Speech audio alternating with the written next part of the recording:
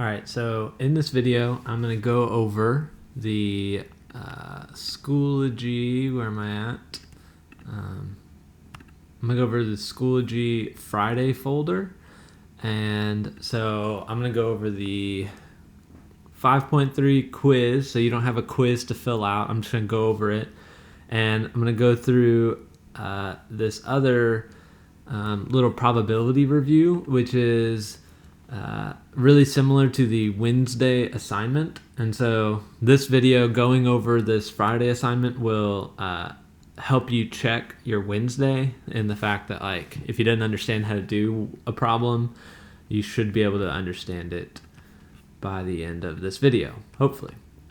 All right, so I wanted to talk about this 5.3 quiz because it talks about independence, and looking at some of the assignments, it seems like independence still... I had to do that video on Tuesday where I wasn't in class on independence, and so I want to make sure we've got if things are independent or not and how to get those down.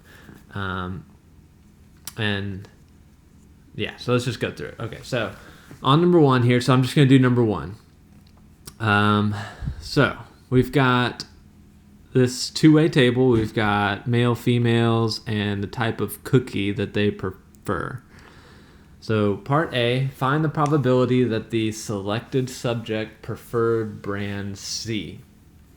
So preferred brand C, that's just that a selected subject. So out of 94 people, how many preferred C? So it's 24 out of 94 for about 25%. All right, B, find the probability that the selected subject preferred brand C given that she is female. So given that they are female, so 36 people, out of those 36 people, how many preferred C? That's 13 out of 36. 13 out of 36. Okay, for a total of 36%. So 36% of females liked brand C cookie, and out of everybody, 25% liked brand C. So there's a change. 25% of people, male and female, liked brand C, but out of just females, 36%. So a lot more of the females than the whole population liked brand C. All right, so question C, are these events, like brand C and female, independent? So basically that question is asking, if I told you that you're that I have a female selected, does that make you more likely to know that someone prefers brand C or not? So if they're independent, it wouldn't matter if you told me that it's a male or female. Like, I wouldn't know whether they liked cookie C or not. But if there's a change, then that means there is some sort of dependency going on. So if they're independent, the probability of liking C would be the same for the probability of liking C given they're female, and equal to the probability of liking C given they're not a female.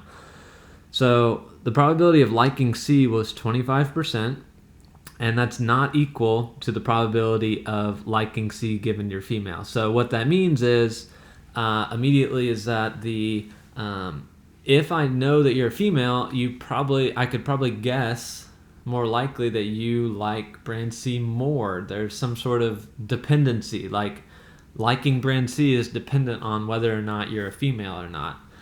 So those are not independent. If those were equal to one another, if they stayed the same, then they would be independent. It wouldn't matter whether you were a female or male or not.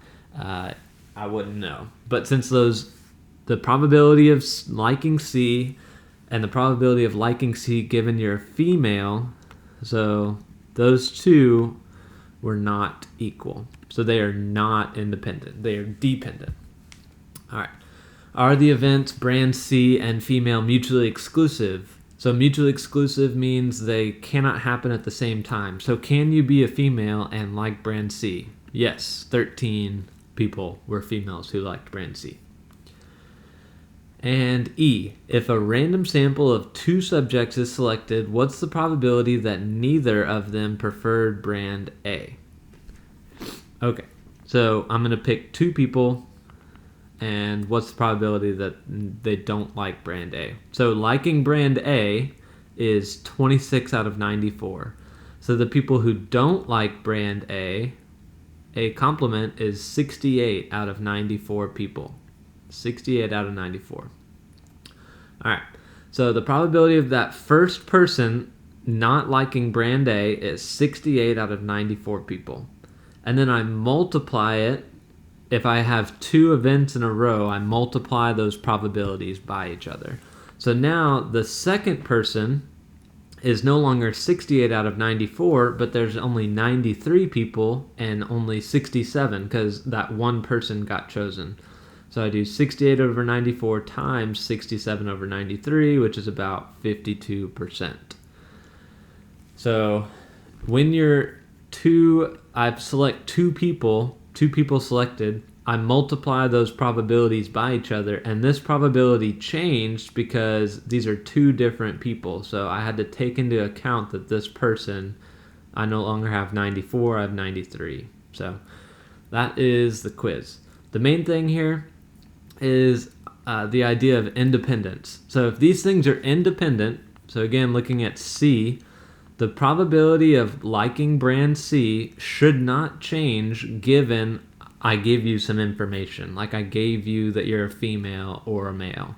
And it did change. The probability changed from given that they're a female. So that means that there's some sort of dependency, so they are not independent.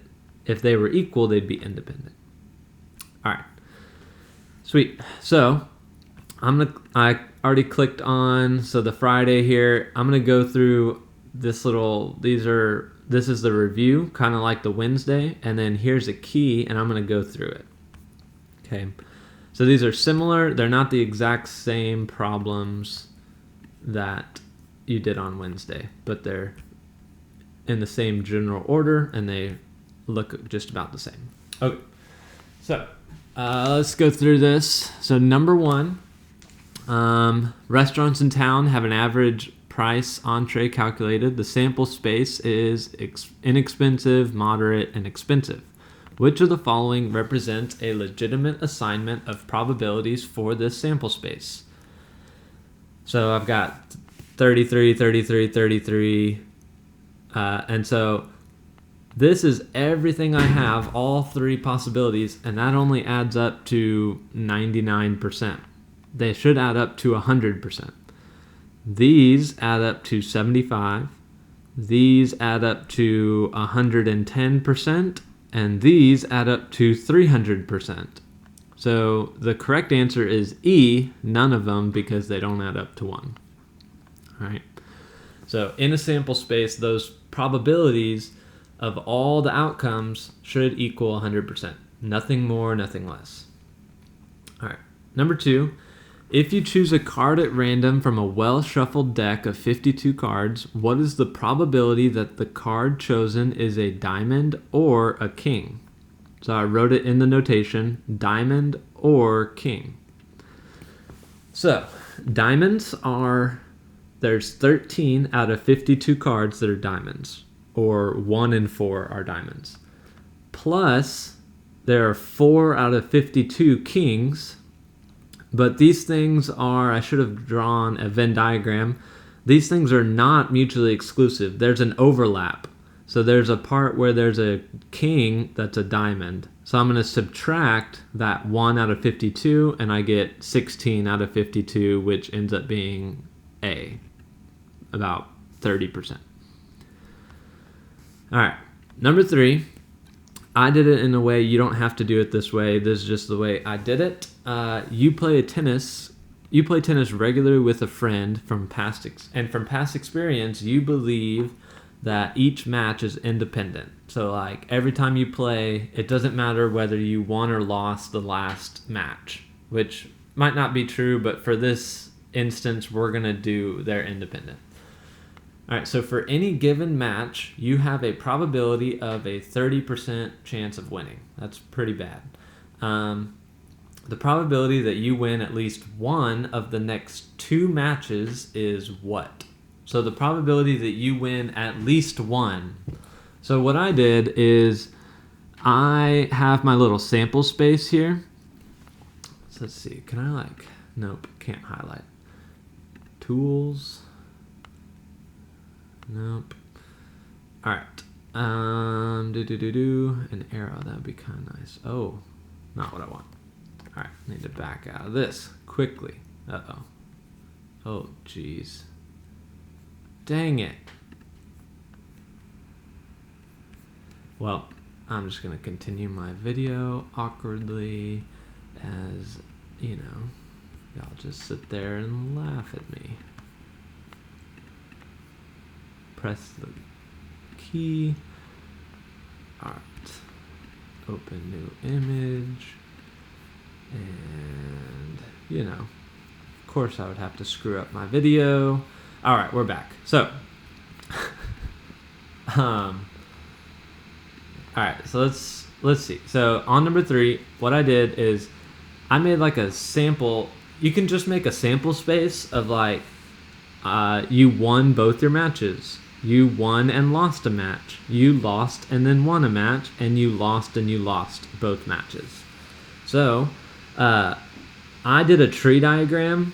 You don't have to do it this way. Like you could have just said, what's the probability of you winning both matches, which is 30% times 30%. The odds of winning the first one's 30, and the odds of winning the second one is 30. So 30 times 30 is a 9% chance. What's the odds of winning the first one and losing the second? So winning the first, 30% times 70% is 21%.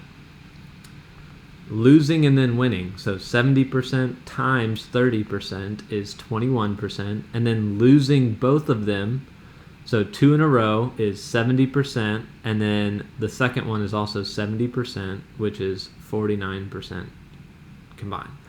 So what's the probability that you win at least one?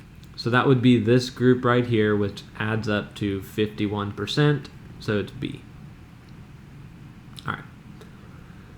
Sweet. Okay, number 4, if the probability of A equals 40, this is kind of a tough, weird problem, but I still want to talk about it.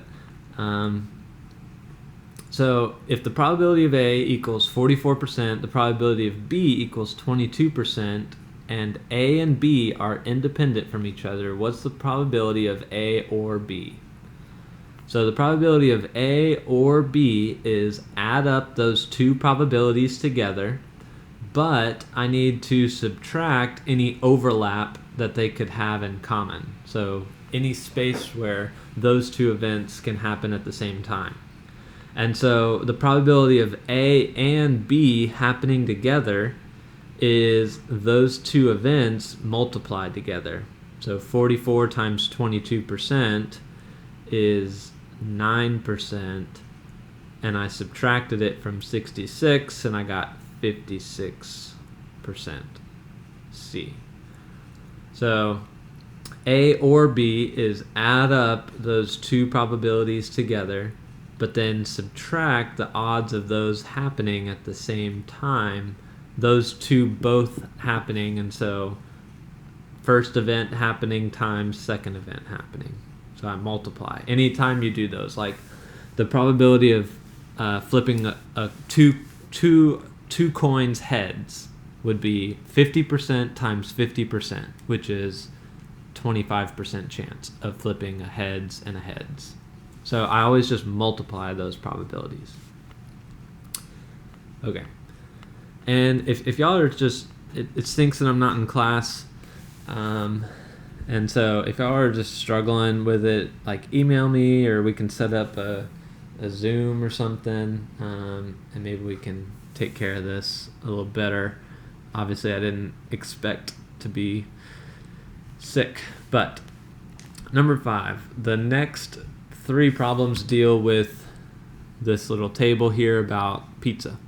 So the probability that someone doesn't order a personal or a large pizza. So doesn't order 12% or 33%. So you could do 1 minus 12 plus 33 is 55%, or just add together the medium and large, or the medium and small. So that'd be 55%, which is A. If 2 customers come in and each order a pizza, what's the probability that they order 2 large pizza? So 2 customers, so 2 events in a row, and they both ordered large. So the first event being large is 33%, and the second customer ordering a large is also 33%. And so I multiply those 2 probabilities, first person 33, second person 33, and it's about 11%. So it's C, 11%. All right. So any 2 events happening in a row, I multiply those events by each other. So multiply. All right. Number 7. If 2 customers come in and order a pizza, what's the probability that they're both the same size? So this one's weird. I have to do, what's the probability that they both ordered personal? What's the probability that they both ordered small, both ordered medium, both ordered large? And I combine all of those together. What's the probability that they order any of the 2 same sizes together? So the probability of personal pan plus the probability of smalls plus the probability of mediums 2 in a row plus the probability of larges 2 in a row. So I did 4 different probabilities and I did a union. I added them together and it was that 27.58% number right there. All right. And then number 8, event A occurs with probability 1/4 and event B is 1/3. If A and B are disjoint, so for this little worksheet, disjoint means mutually exclusive. So mutually exclusive, they cannot happen at the same time. So A and B are mutually exclusive, means that A and B in a Venn diagram they have no overlap. So what that means is the probability of A and B is 0. So A and D here, these 2 things are 0. There is no A and B. There's no overlap. So it's either B or C or E. So what I do is the probability of A or B, so A or B is 1/4 plus 1/3. And then there's no overlap, so I just add 1/4 plus 1/3.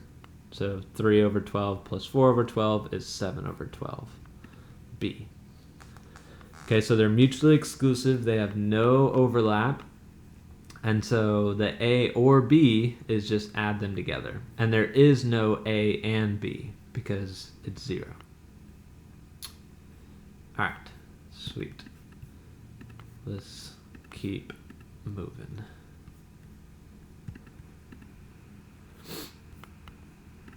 Jeez, 13 emails. Where did I get 13 emails? Oh, absence. All right. Let's see.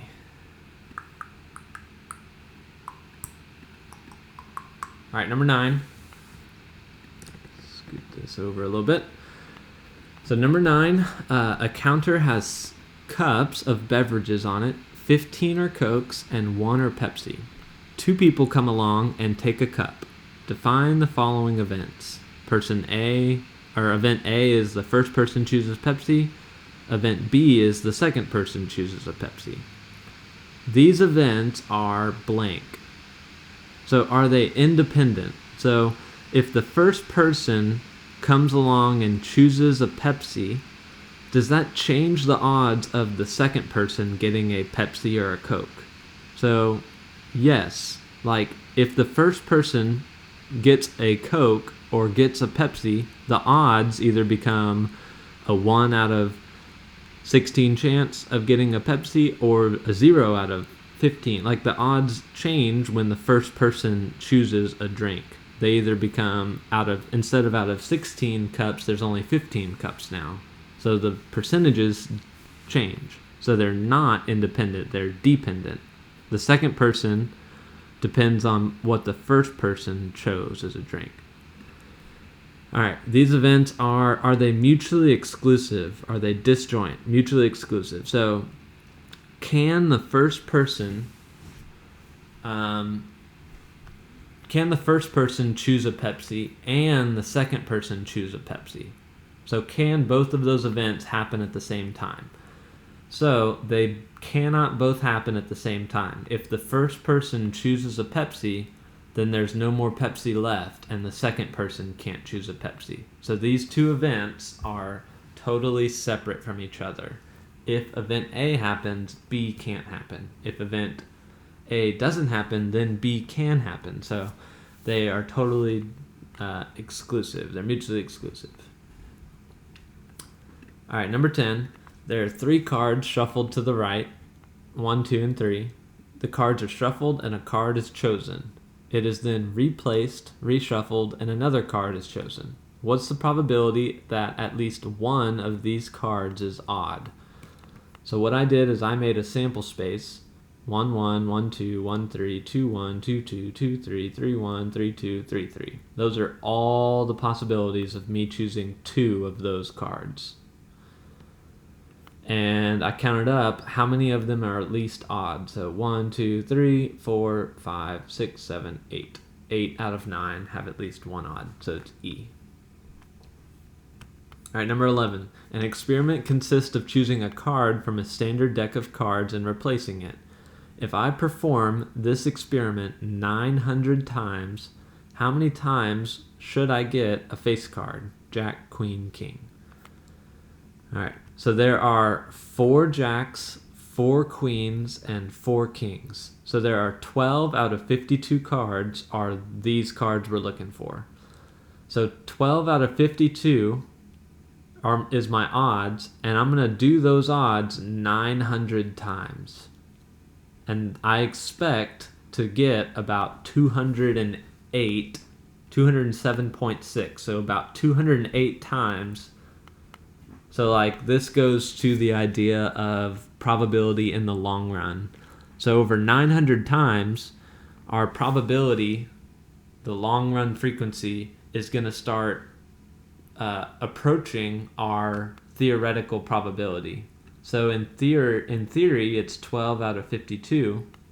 And when I do that 900 times, I expect to get about 208 out of 900 are going to be that. So I expect about 208. That's like me flipping a coin 900 times. I expect about 450 out of 900.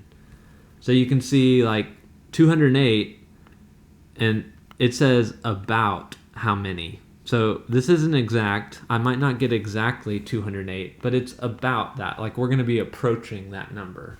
It'll be around it. So all the other numbers are pretty far away from 208. So that's our number. It could be determined by our theoretical probability times the amount. That's, again, like flipping a coin 1,000 times. How many times do you expect to get a head out of 1,000 tosses? It would be, I expect to get about 500. That's all this is. All right, number 12. If I roll 3 dice, I roll 3 dice. If I rolled a 6 on the first 2, what's the probability that the third die is also a 6? So, I've already rolled the first 2 dice, so those odds are done. So now, what's the probability of rolling a third one, also a 6? It's just that 1/6 probability. Now, like if I hadn't rolled any of these, it would be 1/6 times 1/6 times 1/6. But I already rolled those 2, so the third one is just a 1 in 6 odds because they've already happened. That's like with my family, I have 2 daughters, so the odds of that happening were 1/2 times 1/2. So it was a 25% chance before we had any kids that I would have 2 daughters in a row. But now that I've had those, like my next kid has a 50-50 chance of being a boy or girl. It's like the odds don't change in the short run. All right, I'm not going to do 13 because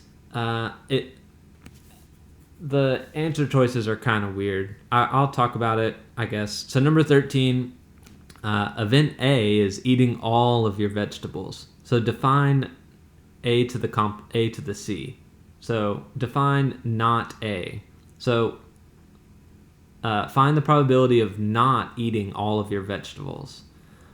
So it's a mixture of all these, and so it's like eating only one. Like 3 of these are correct. It's kind of weird. So that's why I just find the probability of not eating all of your vegetables. That's what that means. But I just don't want you to worry about it. You're going to be fine. All right, number 14. The following Venn diagram uses D as dogs and C as people who own cats. What does this represent? So this just represents people who own dogs but not a cat. So they have a dog with no cat. So that's B, dog with no cat. Boom. All right.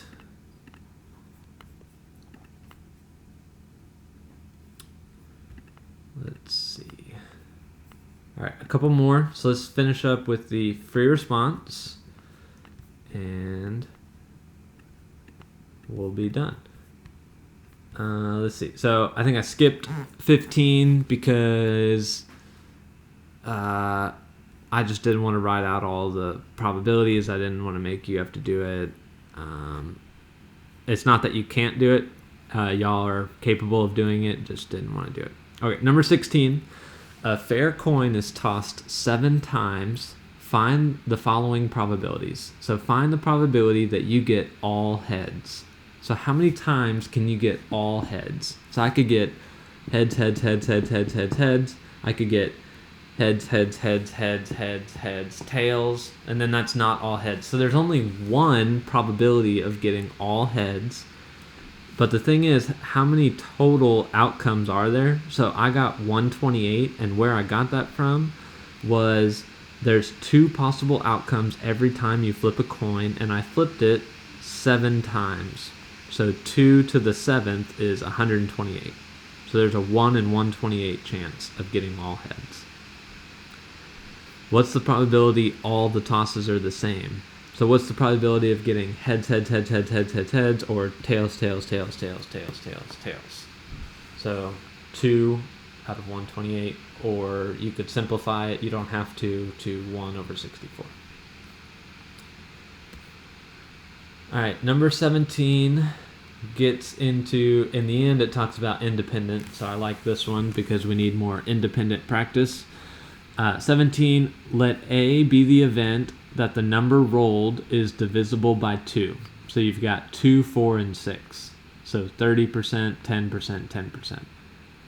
So on the Wednesday activity, people did pretty good with these top ones, and then they didn't do so good with some of the bottom ones. So 2, 4, 6 is 30 plus 10 plus 10.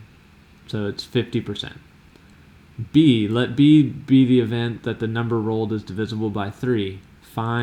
List the outcomes and find the probability. So the outcomes are 3 and 6, which is a 20% chance and a 10% chance for 30%. All right, C, find the probability of getting A given that you were inside of the event B. So the probability of being inside the event B is 30%, and if I'm inside the event B, how many times does A happen? So how many times inside of A, or inside of B, is the event A happening? So how many times is this 6 popping up out of this total event? So 6 pops up 10% out of 30%, which is 1/3 of the time, 33%. So the event A was being divisible by 2. That number 6. So So there's a 10% chance, or there's 10% out of the 30% total. So 10 out of 30. All right, event, or D. Find the probability event B happened inside of event A, given event A. So here's event A up here. So let me come up here. Event A. So inside of event A is 50%. How many times were these numbers divisible by 3? So 10% of the 50%. The number 6. 10% out of 50%, which is 1/5 or 20% of the time. So find the probability of B given A. So inside of A, B happened 10% of the 50. All right. E. Are A and B disjoint? Are they mutually exclusive? Can they happen at the same time? Can you be both divisible by 2 and divisible by 3? Yes. The value 6 is divisible by 2 and 3. So are these disjoint? No, because they can happen at the same time. So they're not mutually exclusive. If they were exclusive, they couldn't happen together. All right. Are these events independent? So are the events independent? If they're independent, then the probability of getting A should equal the probability of getting A given that you're in B.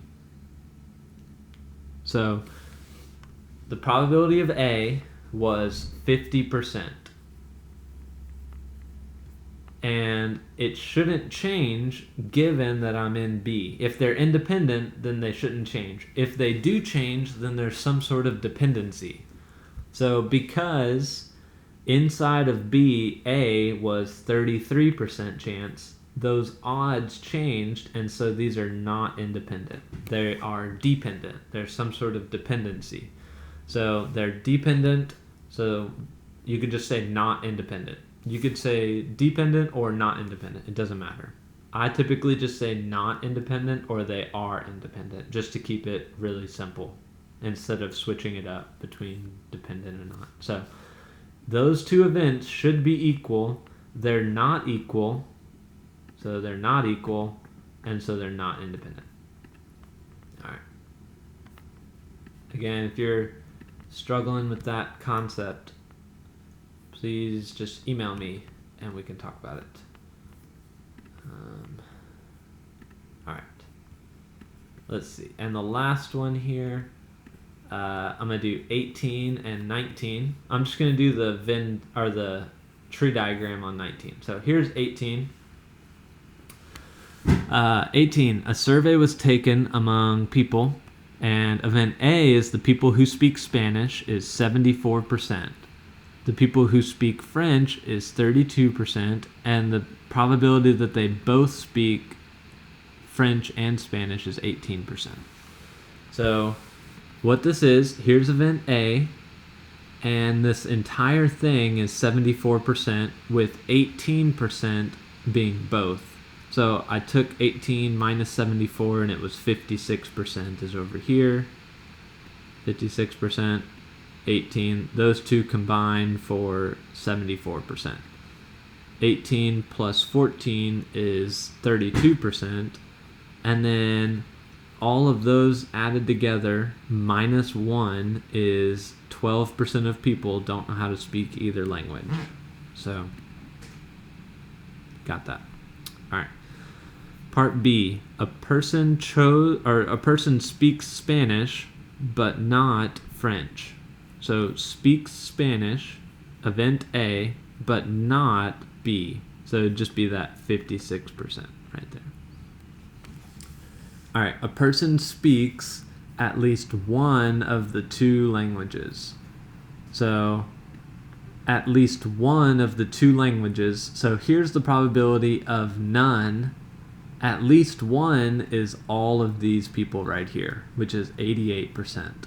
1 minus 12% is 88%. All of that adds up to 88. All right, D. A person speaks at most one of these languages. So at most means that they speak 0 or 1. They don't speak 2 languages. So basically, just take out the 18%. They speak at most 8 or 1. So that would be 56 plus 14 plus 12. So it's just reading, it's understanding at most, at least, 1. So at least means 1 or more, at most means 1 or less. And so just getting those right, not making mistakes there. All right. E, this one, E and F are kind of tricky. If a person speaks Spanish, he also speaks French. So if I'm a person who speaks Spanish, so I'm only caring about the people who speak Spanish, the 74%. If I'm a person who speaks Spanish, how many of those people also speak French? So inside of that, there's 18% of people of the 74. So 18 out of 74 speak French, given they're in Spanish. So that's 24%. So if a person is in Spanish, only those 74% of people, how many of those spoke French? 18%. All right, F, if a person speaks French. So I move this little box over here. If they speak French, so 32% of people, how many of those people speak Spanish? So 18 out of 32 speak Spanish, given that they're in French, and that's 56% of people. All right. Rewind the video if you need some more explanation. Just listen to it again and again. My wonderful, smooth, silky voice. All right, almost done. Number 19. Ed Wine, interesting, is a student who has the unusual complaint. Usually I do my homework and the teacher never checks it. And when I don't do my homework, the teacher usually checks it. Seems to stink. All right, here's the stats to prove it out.